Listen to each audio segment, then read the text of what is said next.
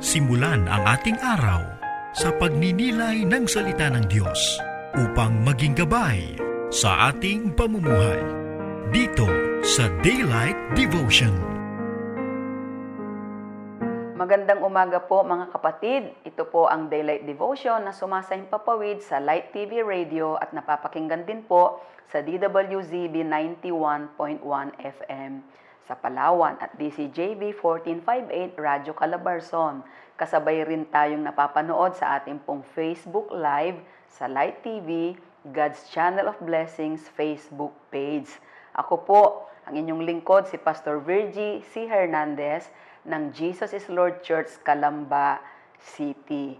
Happy New Year po sa inyong lahat. Isa pong masagana, maligaya at matagumpay na bagong 2021, bagong taon ng 2021. Kumusta na po kayo? Alam ko po na tayong lahat ay sobrang nagpapasalamat of course sa Panginoon dahil itinawid tayo ng Diyos sa taong 2020 kaya tayo po ngayon ay patuloy na nagdiriwang ng tinatawag na New Year, at nagpapasalamat tayo sa Lord bagamat ang taong 2020 ay talaga pong napakarami nating naranasan na mga masasalimuot na mga pangyayari. Andyan ang pagputok ng Taal Volcano, andyan po ang mga kalamidad, andyan po ang bagyo, andyan po ang baha, halos lahat ng andyan ang kahirapan.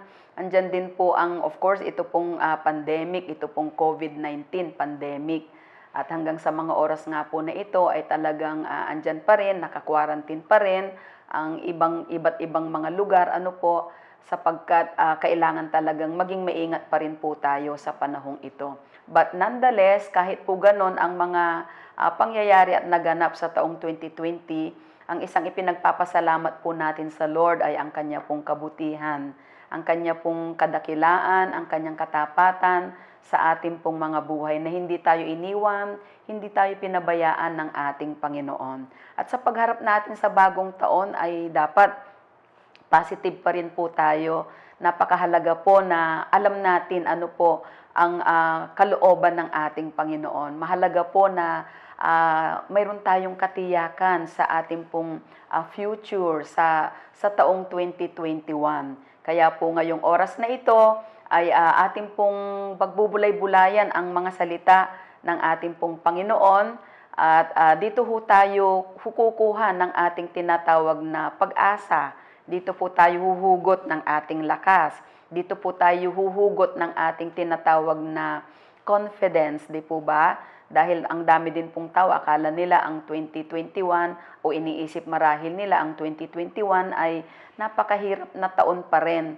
At ang binabanggit po ng mundo, sa calendar, Chinese calendar, ang year 2021 daw po is year of the ox, the year of the ox. Bagamat alam natin na pag sinabing ox o yung bull, o baka ay isinisimbolo nito ay dependability, yung tinatawag na strength and determination. Sa kabilang banda mukhang okay naman, pero syempre hindi po natin isasandig ang ating pong pagtitiwala, ang ating pong buhay sa sabi-sabi ng tao, kundi atin pong itong ipagkatiwala, atin po itong patuloy na iasa sa mga pangako ng ating Panginoon. So, we have so many perspective when it comes to anong year, when it comes to New Year. Iba't iba po ang perspective ng iba't ibang tao din po, iba't ibang bansa. Pero tayo po na mga Kristiyano ay iisa ang ating lengguwahe. At yan po ay ang lengguwahe ng ating Panginoon na ang taong 2021 naniniwala tayo will be the year of victory. Naniniwala tayo that it will be the year of breakthrough. It will be the year of blessings, abundance, overflow, prosperity. Dapat mga positive things kasi those are Bible words. Yun po ang mga binabanggit ng salita ng ating Panginoon. Tignan po natin ang sinasabi ng Jeremiah 29:11. At babasahin ko lamang po ang sinasabi po dito. For I know the plans I have in mind for you, declares the Lord. They are plans for peace, not disaster, to give you a future filled with hope. To give you a future filled with hope. So ito po yung gusto kong bigyan ng diin, a future filled with hope. Isa pong kinabukasan, hinaharap na punong-puno ng pag-asa. At maganda nitignan natin ang Jeremiah chapter 29 verse 11. Sa panahon din po ng book of ni Jeremiah, sa kasaysayan ng Israel, ay talaga pong ang dami ding mga sabi-sabi, ang mga kalaban, ang mga bansa na kalaban po ng Israel, ng bayan ng ating Panginoon, na nandyan po ang mga nagpapahiwatig ng mga disaster, ng tinatawag na kawalan, chaos, pero dito ay makikita natin sa binasa natin yung pangako ng ating Panginoon. At dapat lang po na ito po ang maging basihan ng ating pong pamumuhay, ng ating pong pananampalataya. A future filled with hope. Isa pong kinabukasan na punong-puno po ng tinatawag na pag-asa. How do we experience a future filled with hope? Papaano nga po ba natin mai-experience ang isang kinabukasan na punong-puno ng pag-asa? Ang pag-asa, kailangan po nating lahat. Kapag nawalan ka na ng pag-asa, napakahirap po nun, napakadelikado po nun. Yung wala tayong pag-asa dahil mabubuhay na lang tayo sa takot. Mabubuhay na lang tayo sa tinatawag na pag-aalala. Mabubuhay tayo sa worries and fears. At mabubuhay ka na wala kang katiyakan. At yun ang pinakamahirap. Kaya po ating tingnan at tunghayan sa pamagitan ng salita din ng ating Panginoon kung ano ang mga dapat nating gawin. Para sa ganun maranasan natin ang isang kinabukasan, maranasan natin ang 2021 na talagang puno tayo ng pag-asa, puno ng pagpapala, puno ng kasaganaan. So number 1 is seek Him with all your heart.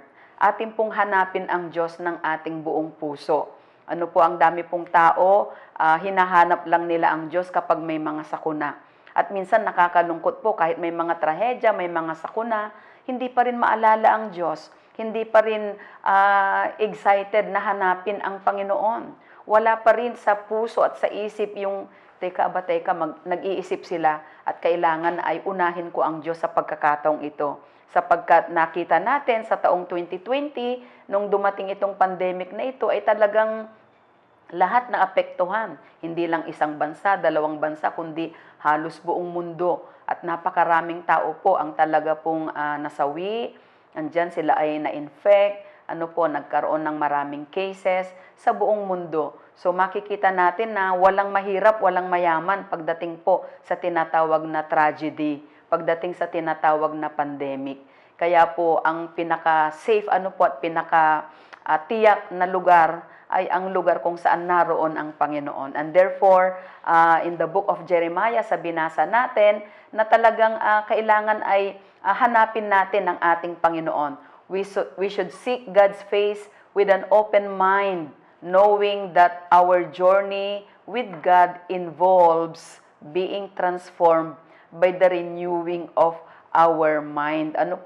Napakahalaga na ating tunay na hanapin, saliksikin ang ating Diyos. Unahin natin ang ating Diyos dahil kapag siya ang ating inuuna, ang Panginoon ini-influensya niya ang buong buhay natin, buong pagkatao natin. Yung ating kaisipan na minsan ay talagang natatakot, napupuno ng pag-aalala, kapag inuna natin ang Panginoon, ay tunay ngang ang ating kaisipan ay Kanyang babaguhin. Magkakaroon tayo ng renewed mind, renewed heart, at ilalagay ng Panginoon sa puso natin ang kapayapaan, yung mga bagay na totoo, mga bagay na malinis, mga bagay na banal, mga bagay na kaaya-aya. At ating tatalikuran yung mga kaisipan na hindi po tama, mga kaisipan na hindi po nakalulugod sa harapan ng ating Panginoon. So kung titignan natin ang Jeremiah 29, doon po sa verse 13, you will find me if you will seek me with all your heart. Masusumpungan daw natin ang Diyos kung hahanapin natin siya ng buong puso. Alam niyo po, ang paghanap sa Panginoon ay hindi naman mo kinakailangang pumunta sa malayong lugar. Pupunta ako sa ganitong bansa dahil doon ko makikilala ang Panginoon. Pupunta ako sa malayong lugar para maranasan ko ang Diyos. No, you don't need to go anywhere. Just right there where you are seated, o nakatayo ka marahil, andyan ka sa bahay mo, andyan ka sa kwarto mo. Ang Diyos ay napakalapit niya. He is just a prayer away. At ang sabi po doon sa Jeremiah 29 verse 13, that we can find God if we seek God with all our hearts. Kung hahanapin natin siya ng buong puso, ay masusumpungan po natin ang ating pong Panginoon. So let us focus our hearts, our minds, doon po sa Diyos na makagagawa ng lahat ng bagay. Na kaya niyang gawin ang lahat ng bagay, higit pa sa kaya nating isipin, higit pa sa kaya nating idalangin. Sabi nga po, as you focus your thoughts on God, be aware that He is fully attentive to you. Habang nakafocus po tayo sa ating pong Panginoon, ay tunay nga pong maging aware tayo. Na ang Diyos ay attentive po siya sa atin, nakatingin din po siya sa atin.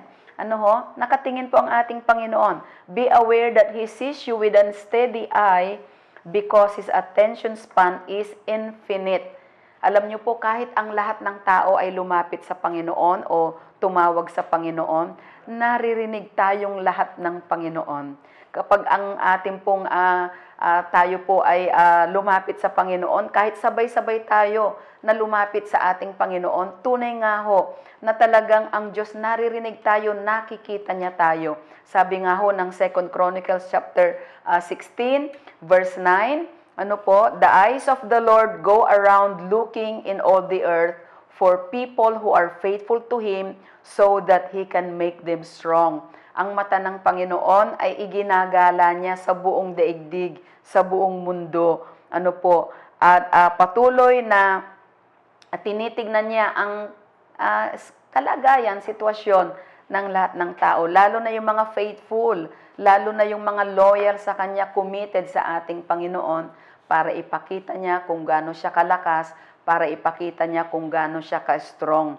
Ipakita niya ang Kanyang kapangyarihan at ipakita niya ang Kanyang biyaya sa ating pong buhay. So nagpapasalamat tayo sa ating Panginoon sa Kanyang kabutihan.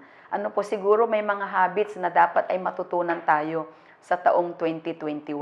Ano yung isa na habit? We should always refresh ourselves in the peace of His presence. Lagi po nating saliksikin at lagi ho tayo sigurong manahan doon po sa presensya ng ating pong Panginoon. Manangan po tayo sa presensya ng ating Panginoon.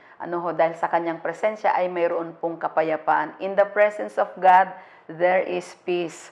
And this peace can be your portion at all times and in every circumstance. Mararanasan po natin ang kapayapaan na ito araw-araw. Sabihin natin araw-araw. We can always experience the peace of God.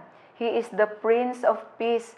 And God says that He will keep you in perfect peace, whose mind is stayed on Thee. Ikaw na ang iyong kaisipan ay nakatuon sa ating pong Panginoon. Mararanasan mo raw yung tinatawag na kapayapaan. You will be refreshed with the peace of Jesus. Ang isang bagay po na hinahanap ngayon ng maraming tao ay yung kapayapaan. Hindi po sila makatulog sa gabi, pero maraming pera. Nakatira sa marahil sa napakalaking mansyon, o marahil talagang they have everything in life. Material blessing, financial blessing, physical blessing, pero yung peace of mind ay wala po. At dyan po papasok yung tinatawag na pangangailangan talaga natin sa Diyos, sapagkat siya lamang ang makapagbibigay ng tunay na kapayapaan. So ang sabi po ng John chapter 16, verse 33, I've said these things to you so that you will have peace in me. In the world you have distress, but be encouraged. I have conquered the world.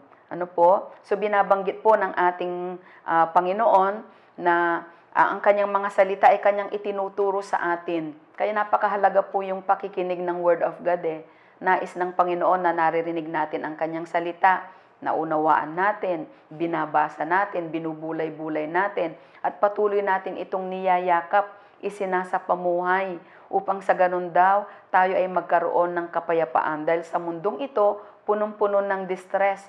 May mga taong nadidepress, nalulungkot, may mga tao po na talagang sila po ay kinakabahan. They don't really know kung ano ang mangyayari sa taong 2020 para sa iba.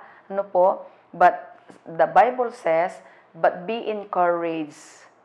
Jesus said, but be encouraged, for I have overcome the world. I have conquered the world. Magalak kayo, lumundag kayo sa tuwa, no? Sapagkat napagtagumpayan ko na ang mundong ibabaw na ito. Kaya si Jesus ang kailangan natin Magtatagumpay tayo kapag kasama natin ang ating Panginoon. Another habit, give yourself fully to this adventure of increasing attentiveness to His presence. Ano po ang isang bagay po siguro na talagang pagsusumikapan natin gawin ay talagang isisik natin lagi ano po yung presensya ng ating Panginoon. In the presence of God, there is peace. In the presence of God, there is also joy. Mayroon pong kapayapaan. Learn to hide in the secret of His presence. Kaya ang sabi ng Psalm 91, verse 1, He who dwells in the secret place of the Most High shall abide under the shadow of the Almighty.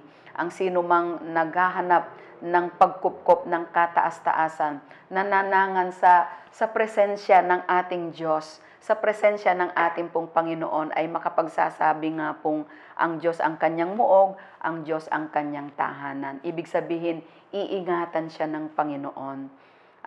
Iingatan tayo ng Diyos. Tayo ay sasamahan ng ating pong Panginoon. At a close walk with God is a life of continual newness. Alam niyo po, kapag tayo ay laging malapit sa presensya ng Panginoon, andun tayo lagi sa presence ng ating Panginoon, ay tunay nga ho na mararanasan din natin yung totoong pagbabago. God will renew our minds, renew our hearts. God will continually change you. Ano po, at patuloy na we will be transformed from glory to glory.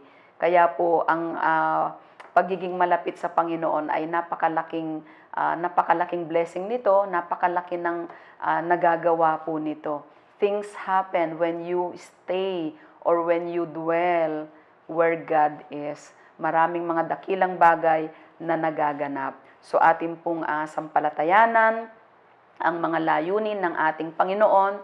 Number 2, believe His wonderful promise. Ano po, para ikaw ay magtagumpay ngayong taong 2021. Panghawakan mo, ano po, sampalatayanan mo ang kanyang napakadakilang pangako, ang kanyang napakagandang plano. May plano ang Diyos sa buhay natin. Dakila ang plano ng Panginoon sa buhay natin. Maganda ang purpose ng Diyos sa buhay natin. We need to accept this fact. Ano po, and you were created for that purpose. Knowing God's plan and purpose for you is the first key to success.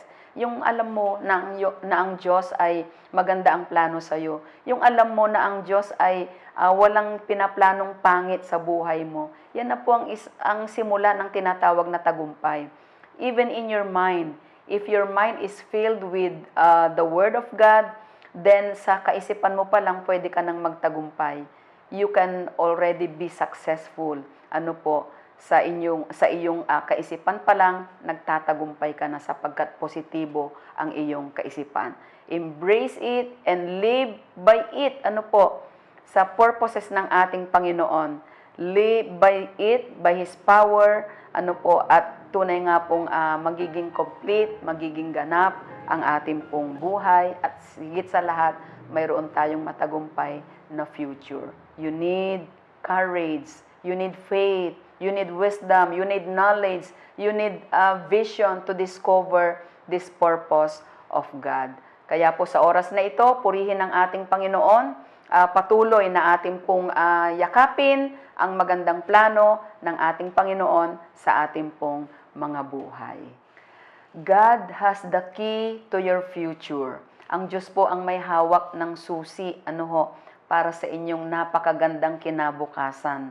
Sabi po ng Proverbs 3:5-7, paraphrasing, acknowledge His ways and you will fulfill your purpose in life triumphantly. Atin pong patuloy na i-acknowledge ang paraan ng Panginoon, ang kanyang kalooban, ang kanyang salita, ang kanyang layunin. Sa lahat ng oras, huwag tayong manangan sa ating sariling lakas, huwag tayong manangan sa ating sariling kaisipan, sa ating sariling dunong, kundi manangan tayo sa ating Panginoon. At tunay nga ho na ang Diyos na ito na may hawak ng magandang future natin ay tunay ngang kikilos. He will honor our faith and we will become triumphant. We will become successful. God wants us to succeed and be empowered with His blessings. God wants you to be empowered with His anointing, with His love, with His grace, so we could fulfill our spiritual, marital, social responsibilities effectively. Di po ba? Kung tayo po ay napakarami ding mga bagay na ginagawa, actually marami tayong mga tungkulin. May tungkulin ka sa pamilya mo, tungkulin ka sa asawa mo, may tungkulin tayo sa ating trabaho, di ho ba? Sa ating pong sa church marahil, ikaw ay isang Christian, may tungkulin ka sa iyong community, sa ating bansa. So, minsan ay hindi natin alam kung ano ang gagawin natin. But with God, we can do all things. Magagawa po natin ang lahat ng bagay dahil po sa ating Panginoon. So, we need to rely on the plans and the purposes of God. His thoughts are not our thoughts. His ways are not our ways. Laging mas mataas, laging mas mainam, laging mas maganda yung mga bagay na pinaplano ng Panginoon para sa atin. Our future is bright because this hope that we have in Jesus does not disappoint us. Magiging maliwanag ang ating kinabukasan sapagkat ang pag-asa na ibinigay sa atin ng ating Panginoon, hindi ito bumibigo. Hindi tayo bibiguin ng pag-asa na ibinibigay ng ating Panginoon. Kaya sa oras na ito, pwede po bang tayo ay manalangin sa ating Panginoon? Shall we all bow our heads? Let us close our eyes and let's pray before the Lord. Dakilang Diyos, maraming salamat po sa inyo. Kami po ay totohanang nagpupuri sa mga salita nyo na totoong nagbibigay ng pag-asa, nagbibigay ng kalakasan, nagbibigay, Panginoon, ng peace of mind, nagbibigay, O Diyos, ng tunay na direksyon para kami po ay makarating sa napakataas mong layunin para sa amin. Sa oras na ito, nais ko pong sumunod lang tayo sa maikling prayer. Sabihin natin, Ama naming Diyos na banal, marami pong salamat sa taong ito ng 2021 na ako ay iyong inaruga, ako ay iyong iningatan, ako ay iyong pinagpala.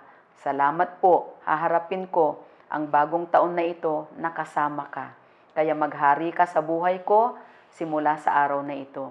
Patuloy kitang kinikilala sa aking buhay. Be my Lord, be my Savior, be my Master. Pakalinisin mo ang aking buhay, i-sanctify mo ako araw-araw sa pangalan ni Jesus. Sa iyo ang karangalan, inaangkin ko ang kaligtasan at buhay na walang hanggan. Maraming salamat sa iyo, Panginoon, sa iyong kabutihan. Ako na lamang po ang mananalangin. Dakilang Diyos, maraming salamat.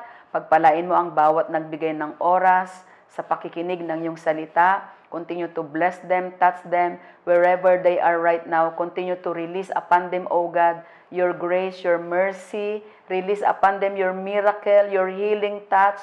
Maging ang mag-asawa, Panginoon, lalo mong gawing malapit sila sa isa't isa. Ang kanilang pamilya ay iyo pong ingatan, yakapin, ilayo sa mga sakit, sa COVID-19, ilayo sa trahedya. Bagkus, Panginoon, ang maranasan ng kanilang buong pamilya ay ang masaganang buhay, ang tunay na tagumpay, Panginoon, ang kapayapaan, O Diyos.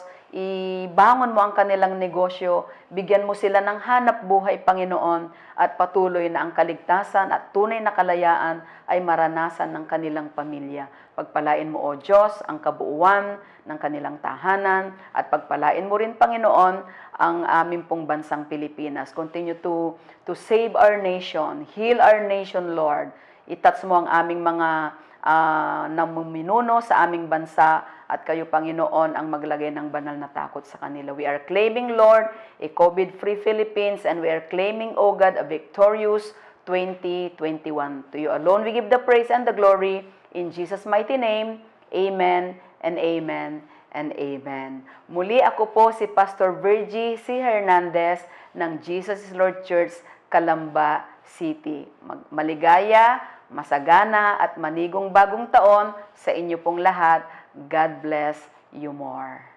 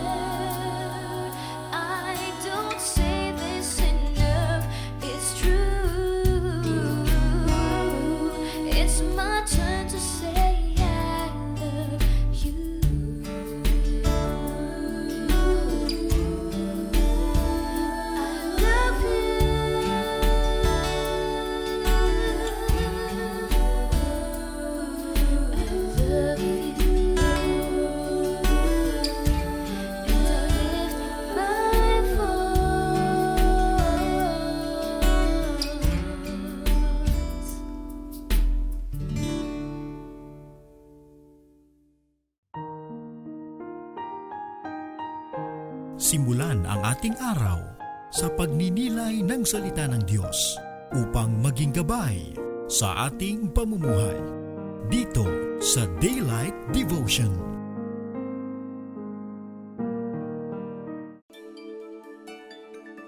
Isang taos-pusong pasasalamat sa aming mga generous na donors at sponsors. Mas maraming buhay ang patuloy na mapagpapala mula sa inyong bukas palad na pagbibigay. My favorite since teenage days.